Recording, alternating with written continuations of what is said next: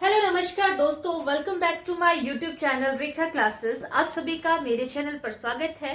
I hope मेरी जो भी इससे प्रीवियस जो है 2 वीडियोस आप लोगों को मेडिवल हिस्ट्री की मिली होंगी वो आप सभी को अच्छे से समझ आई होंगी और आप लोग उनको जो है वो बहुत ही ज्यादा प्यार भी दे रहे होंगे। ठीक है, तो आज जो हम नेक्स्ट क्लास देखेंगे, आप लोगों को हेडिंग से पता लग ही गया होगा कि हुमायूं एवं शेरशाह सूरी के बारे में हम पढ़ेंगे। ठीक है, तो हुमायूं और जो शेरशाह सूरी है दोनों के बीच में क्या रिलेशन है वो हमें पता होना चाहिए। जो हुमायूं है वो है कौन वो हमें पता होना चाहिए। तो हमने मुगलों का सबसे पहली क्लास जो मैंने आप लोगों को करवाई थी उसमें मैंने आप लोगों को मुगलों का क्रम करवाया था। तो बाबर के बाद हम पढ़ते हैं हुमायूं के बारे में कि हुमायूं कौन है। फिर जैसे ही देखिए हम बोल रहे थे कि हम मुगल को सबसे पहले कंटिन्यू करेंगे, उसको कंप्लीट करेंगे, फिर नेक्स्ट पे जाएंगे। तो क्या शेरशाह सूरी भी हमारा मुगल है? जी नहीं, शेरशाह सूरी जो है वो हुमायूं को हराते हैं और उसके बीच में जो हुमायूं का समय होता है उसके बीच में कुछ समय तक यानी कि 10 साल तक जो है हमारे शेरशाह सूरी भी जो है वो शासन करते हैं। और हमें इनकी भी कुछ ना कुछ हमारे हिस्ट्री में जो देन है, आपने सुना होगा ग्रैंड ट्रंक रोड के बारे में, जीटी रोड के बारे में, तो वो जो है वो इनकी देन है। ठीक है, तो चलिए स्टार्ट करते हैं। हमारे सबसे पहले हुमायूं के बारे में हम पढ़ेंगे। ठीक है, हुमायूं कौन है? आप सभी को ये तो पता ही है कि ये हमारे पास मुगल आते हैं। ठीक है, तो इनका जो समय अंतराल है यानी कि जिस समय पर इन्होंने शासन किया था वो कौन सा समय है? 1526 से 1530 तक हमारे पास आ जाते हैं बाबर। उसके बाद जैसे ही 1530 के में उनकी मृत्यु हो जाती है तो 1530 से 1540 एक समय रहेगा इनका। ये दूसरा समय क्या होता है, ये आते हैं आपके 1555 से लेकर 1556 के बीच में आते हैं। ठीक है, ये 2 समय अंतराल यहाँ पर इनके होंगे। जो इसके बीच में 10 साल का गैप होता है यानी कि 1540 से 1555 का जो 55 का टाइम है, ठीक है, 15 साल का है, तो 1540 से 1555 तक का जो समय है वो शेरशाह सूरी का है। तो देखिए फर्स्ट पॉइंट हमने क्या देखा, इसका समय कि किसके समय पर कौन सा था। ठीक, अब हमने सबसे पहले किसके बारे में पढ़ना है? हुमायूं के बारे में हम सबसे पहले पढ़ेंगे। दोनों के समय का हमने देख लिया कि 30 से 40 हुमायूं, फिर 40 से 55 शेरशाह सूरी, फिर 55 से 56 अगेन हमारे कौन आ जाते हैं? हुमायूं आते हैं। ठीक है, तो हुमायूं जो है इनके राज्याभिषेक के बाद जैसे ही इनका राज्याभिषेक होता है तो जैसे ही राज्याभिषेक की बात आती है तो राज्याभिषेक कब होगा इनका? जहां पे बैठे थे ये गद्दी पर 1530 ईस्वी में इनका राज्याभिषेक होता है। ठीक है, राज्याभिषेक के बाद इनके जो है वो कितने भाई होते हैं? बोलते ना कि अपना शासन जो है, अपना जो राज्य है वो एक अपने पास थोड़ा सा भाग ये मेन राजा हुए और बाकी अपने भाइयों में इन्होंने बांट दिया। ठीक है, इनके कोई भाई हैं जिनका नाम कामरान, अस्कारी और हिंदाल है। पहले आपने याद रखना है, सबसे मेन यहाँ पे कामरान है। ठीक है, कामरान है, हिंदाल है, आपने नाम भी सुना होगा इनका। जिसने सुना है इनके बारे में वो देखेंगे।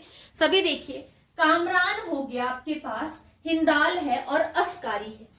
ये जो 3 नाम यहाँ पर मैंने आपको बताए ये इनके 3 भाई हैं। तो इन्होंने इन तीनों भाइयों में जो है अपने राज्य को बांट दिया। यही जो है इनकी सबसे बड़ी भूल थी। ठीक है, अब देखिए युद्ध भी होते हैं, हर एक शासक के समय पर क्या होते हैं? युद्ध होते हैं। ठीक है, तो उस यहाँ पे युद्ध होंगे तो सबसे बड़ा जो शत्रु है, किसकी बात कर रहे हैं हम? शेरशाह सूरी। किसका शत्रु है? शेरशाह सूरी जो है वो है यहाँ पर हुमायूं का सबसे बड़ा शत्रु। कौन सा है? शेरशाह सूरी।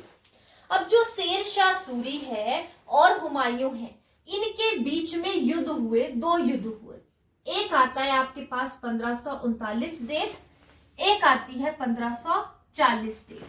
ठीक है, आपने सुना होगा चौसा का युद्ध, नाम पता है? नाम है, पूछा जाता है कि चौसा का युद्ध जो है वो कब हुआ है। दूसरा आ जाता है कन्नौज का युद्ध, कन्नौज, या फिर हम एग्जैक्ट डेट देखें तो वीरग्राम का युद्ध, विलग्राम का युद्ध।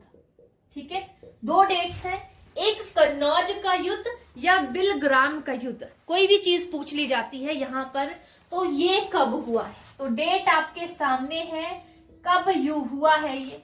ठीक है, ये जो दोनों युद्ध है अब ये पता होने चाहिए कि ये किस किस के बीच में हुए। तो मैंने मेन हेडिंग ऊपर यही दी है, हुमायूं और शेरशाह। सबसे बड़ा शत्रु शेरशाह है, तो यानी कि जो युद्ध है वो किस किस के बीच में होते हैं, एक तो हुमायूं है और दूसरा इसका शत्रु आ जाएगा शेरशाह सूरी।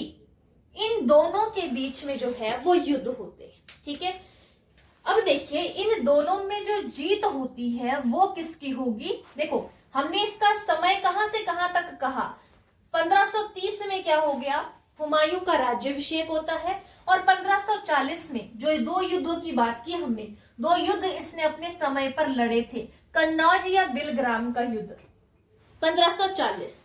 तो अपने शासन में इसने क्या किया, युद्ध तो यही हुए, कुछ और भी इसने बीच में काम किए होंगे, लेकिन मेन युद्धों की अगर हम बात करें तो युद्ध तो यही हुए ना। तो जीत किसकी होती है, यहाँ पर शेरशाह सूरी की जीत होती है। जब यहाँ पर शेरशाह सूरी की जीत होती है तो हुमायूं को क्या करना पड़ता है, हुमायूं यहां से क्या हो जाता है, भाग जाएगा इस युद्ध के बाद। जैसे ही कन्नौज या बिलग्राम का युद्ध होता है, हुमायूं को भारत छोड़कर जाना पड़ता है, और वो जब जाता है, भागता है, तो वो शरण लेता है एक महल में। वो कौन सा महल है, वो है आपका राणा वीरसाल का महल। ठीक है, कहां पर शरण लेता है, राणा वीरसाल के महल में। ये कहां है, अमरकोट में, अमरकोट के हैं ये राणा वीरसाल, वहां पर जाकर हुमायूं जो है वो शरण लेते हैं। ठीक है, अब इनके समय में जो है बीच में कुछ और भी तो होगा, कुछ ना कुछ तो इन्होंने किया होगा। तो जो हमारे ये हुमायूं हैं, इन्होंने एक नगर की स्थापना की थी। ठीक है, उसके लिए हमें पहले ये चीज आपको अच्छे से समझ आ गई, राज्याभिषेक 1530, और उसके बाद युद्ध पता होने चाहिए, 1539 चौसा का युद्ध, 1540 कन्नौज बिलग्राम का युद्ध हुमायूं शेरशाह सूरी के बीच में होता है। शेरशाह सूरी जीत जाता है और कन्नौज के युद्ध के बाद जाकर राणा वीरसाल के महल में, अमरकोट में जो है ये शरण लेते हैं। ठीक है, अब 1540 से पहले कुछ किया होगा इन्होंने, तो 1533 एक डेट आती है। 1533 में इन्होंने एक नगर की स्थापना की। अब वो नगर कौन सा है जिसकी इन्होंने स्थापना की है, दीन पनाह नगर नाम है उस नगर का, दीन पनाह नगर। ठीक है जी, एक दीन पनाह नगर की स्थापना पूछी जाता है कि किस मुगल ने की थी, तो दीन पनाह नगर की स्थापना जो है वो हुमायूं ने की थी। ठीक है जी, अब देखिए हम मिक्स पढ़ रहे हैं सारा, हम ये नहीं कह रहे हैं कि इसके समय पर सिर्फ यही चीजें हुई।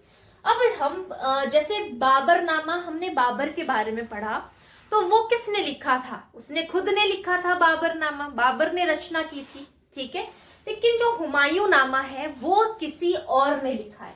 ठीक है, तो वो भी पता होना चाहिए।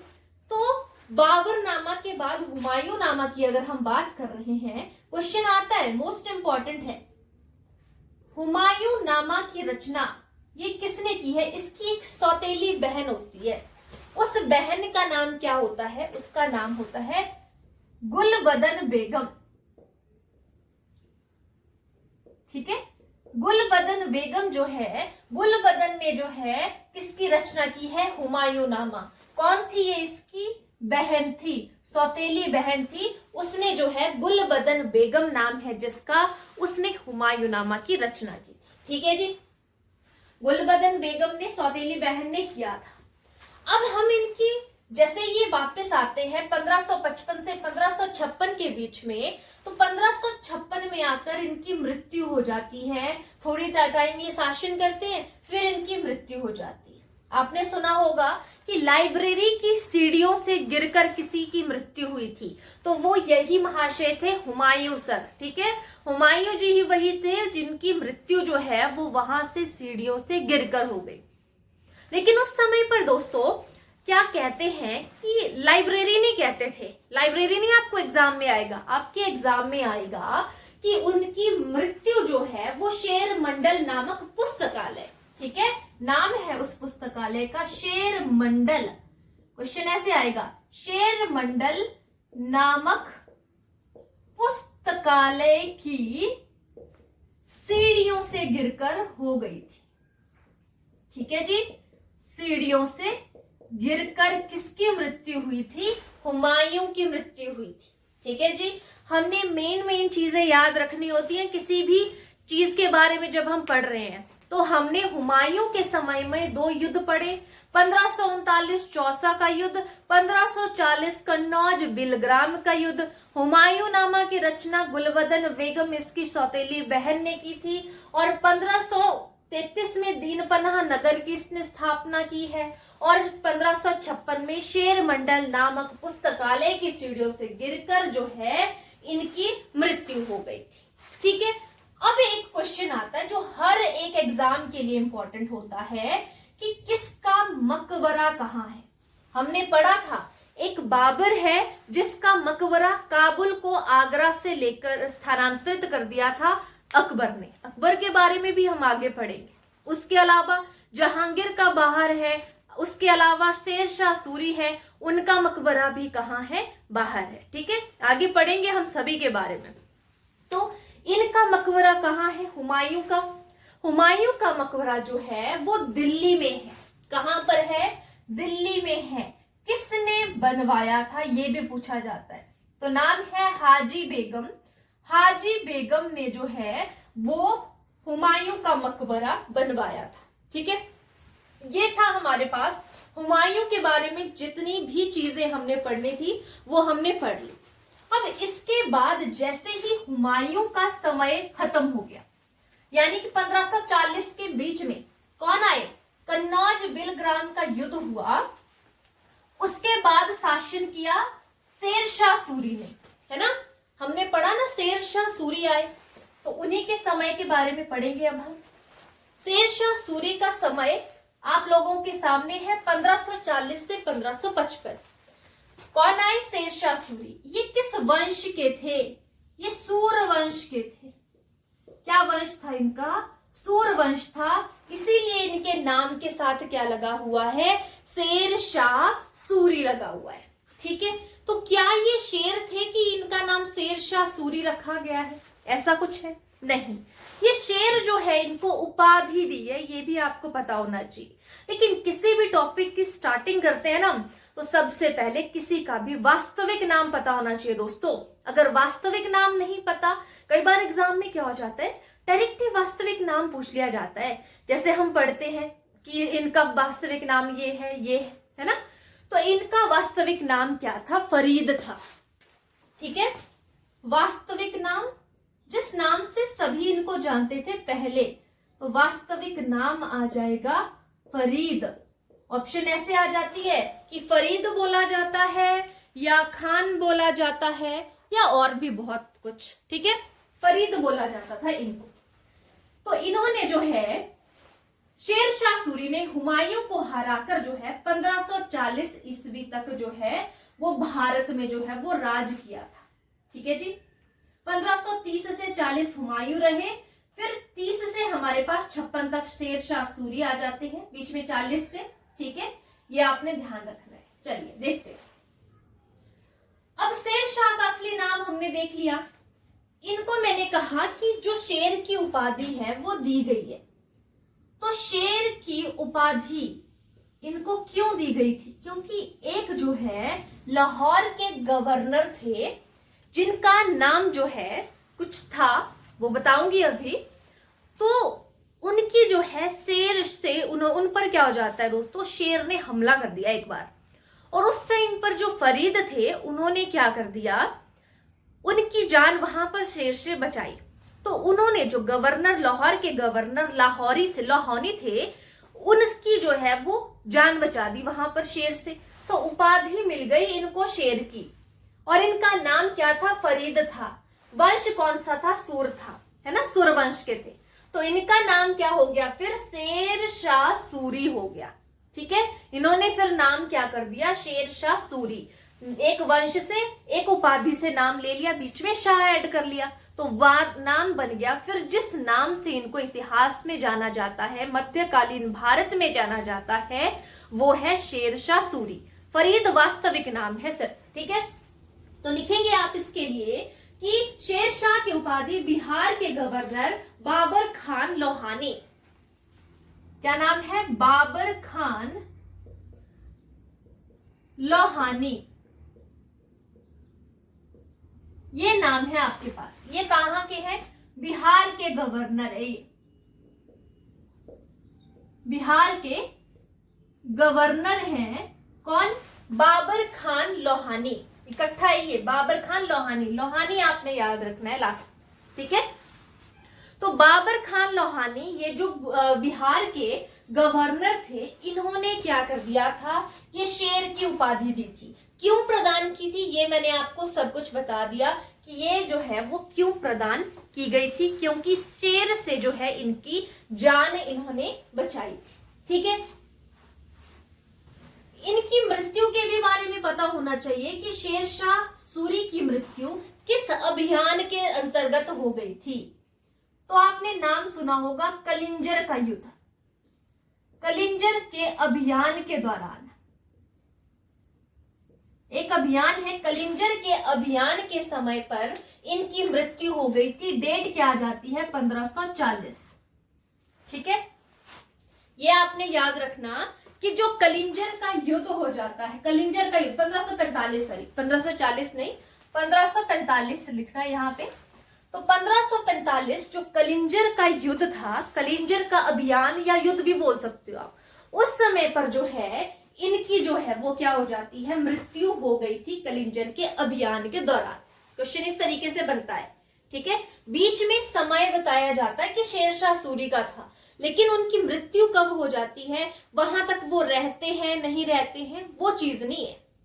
जैसे अगर आप बोलो कि हमने जो समय लिखा 1540 से 1555 तक लिखा, वो समय रहता है शेरशाह सूरी का, लेकिन बीच में उस समय पर कोई भी शासक नहीं आता है। ठीक है, इसीलिए जो आपके ये शेरशाह सूरी हैं 1545 में इनकी मृत्यु हो जाती है यहाँ पर। उसके बाद जो है वो 10 साल तक कोई शासक नहीं रहता है। फिर उसके बाद जो है वो हुमायूं जो है वो वापस आ जाते हैं, जिन्होंने अमरकोट में वीरसाल के महल में शरण ली थी। वहां पर उनका एक पुत्र होता है जिसका नाम होता है अकबर। वहां पर वो 14 वर्ष की आयु में फिर जाकर वो सिंहासन पर बैठता है, जिसके बारे में हम आगे पढ़ेंगे। ठीक है, अभी आपको ये याद रखना है कि इनकी जो मृत्यु है वो कब होगी? कलिंजर के अभियान के दौरान होगी। अलग अलग मुगल हैं, शॉर्ट में सारी चीजें देखेंगे कि कहां पर हमें कौन सी चीज याद रखनी है। ठीक है, अब देखिए शेर शाह के काल में आपने मलिक मोहम्मद जायसी के बारे में सुना होगा। ठीक है, मलिक मोहम्मद जायसी, इन्होंने क्या किया है? जो मलिक मोहम्मद जायसी हैं, इन्होंने किसी चीज की रचना की है। किस चीज की रचना की है? पद्मावत की रचना की है। किस चीज की रचना की है? पद्मावत की रचना। तो पूछा जा सकता है कि मलिक मोहम्मद जायसी जो है वो किसके समय पे थे? तो वो किसके समय पर थे? शेर शाह सूरी के समय। तो मलिक मोहम्मद जायसी ने जो है वो किसके समय पर की थी? शेर शाह सूरी के समय पर ही जो है वो पद्मावत नामक महाकाव्य की रचना की थी। ये एक महाकाव्य है, हिंदी में रचना की है, ये भी आपने याद रखना है। पद्मावत किस भाषा में लिखा गया था? हिंदी भाषा में जो है इसकी रचना की गई थी मलिक मोहम्मद जायसी के द्वारा। ठीक है जी, अब आपने सिंधु नदी के बारे में सुना है ना?